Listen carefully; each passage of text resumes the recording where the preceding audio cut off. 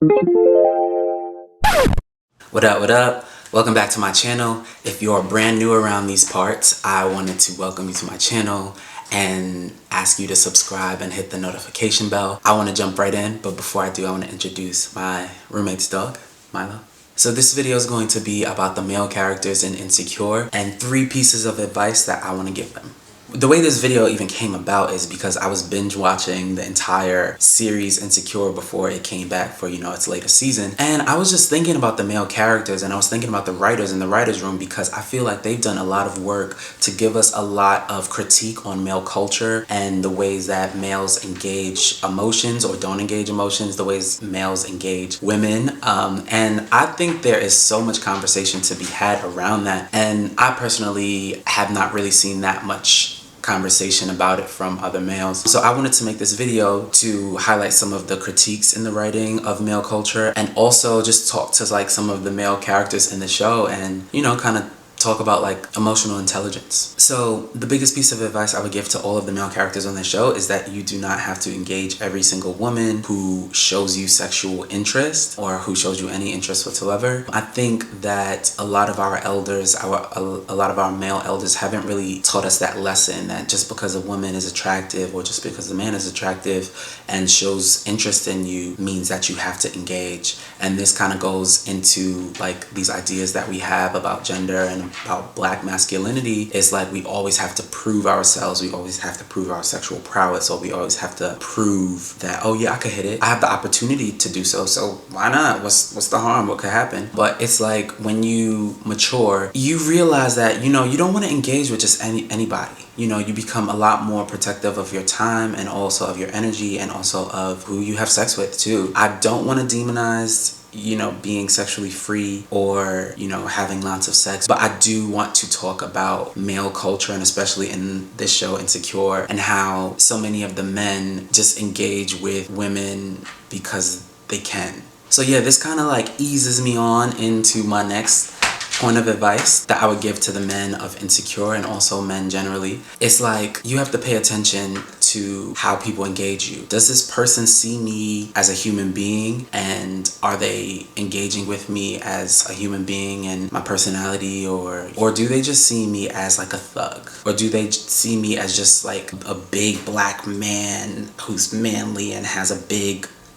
or like how do they engage with you? How do they see you really? Something that comes to mind when I talk about this is Lawrence. So that episode a couple seasons back when he was in that supermarket, he had forgotten his wallet, the 2 women behind him had paid for his groceries, then they flirted with him in the parking lot, and then he had a threesome with them. So I think in a lot of guys' minds, especially a lot of heterosexual guys, they see the allure of being with 2 women at the same time and threesomes, and they see it as like this prize, and they see it as like this opportunity to score, but they never see the potential dangers of a situation like that. So when you really go back into that episode and you see how they were engaging with him from the beginning, you see very quickly that they see him as another black guy that they can have fun with, who probably has a big who is probably good in bed. When you talk about race and the racial dynamics there, right? So one of the women was white, one of the women was Asian. A lot of black men do see being with women outside of their race as like this like cool thing that, affirms them. Oh, they're that powerful that they can attract different races or whatever. But what you have to really be careful of in these scenarios is any kind of like weird race play. And I mean, if that's what you're into, do your thing. You're a consenting adult, do your thing. I do want to warn though that, that scene for me was really, really violent, that threesome scene. And the writers did the work. The writers made sure that there was enough there to show us that these women that are engaging with this black man have serious racial issues. And they do not see Lawrence as a human being at all. They see him as a big black. And I think if Lawrence would have paid attention to the signs earlier, he probably wouldn't have wound up in that position. So in the parking lot, when they were like, oh, doesn't he look like Deshaun to you? Doesn't he look like Tyrone? There was something there that the writers were trying to clue us in on. And I think in real life, that's how it happens too. Like when you're engaging with people of different races and they start saying certain things, there are certain subtle things that people say. And it's like, huh, I don't know, maybe I want to pump the brakes. Or maybe it's not a huge like deal breaker for you, but at least, you know, pump the brakes. Wait, what's going on here? Is this some like fetish that you have? Is this some racial thing? What is this? And if it is, and I'm okay with that, cool. Do your thing. You're an adult. Do what you want. I don't even know that Lawrence really understood like how violent that moment was. I know that he did feel used, and I know that like it was kind of like the wool was ripped away from his eyes. It wasn't like this like amazing threesome that, you know, like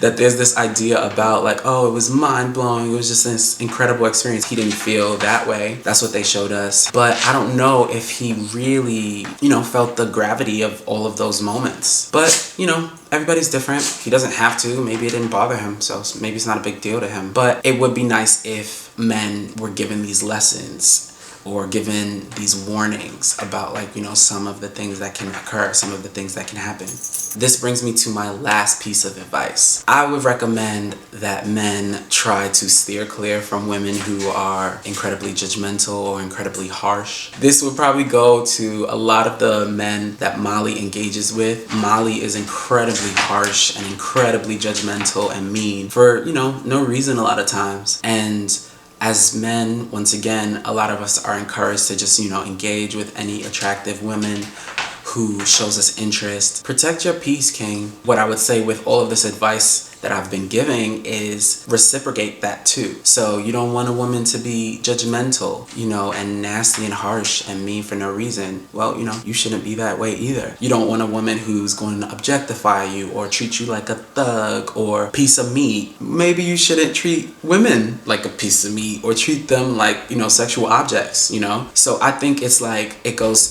hand in hand, it goes both ways. It's crazy because so much of dating nowadays feels like it's this like war for power or like this battle of the sexes, and it doesn't have to be this way. Dating can be a fun experience, or casual sex can be a fun experience. It doesn't have to be, oh, I'm gonna show you, I'm gonna play these games, I'm gonna one-up you, it doesn't always have to be, you know, all of these like slights and stuff. But anyway, that's my 2 cents, and I really hope you take something from this. See you next time. Later.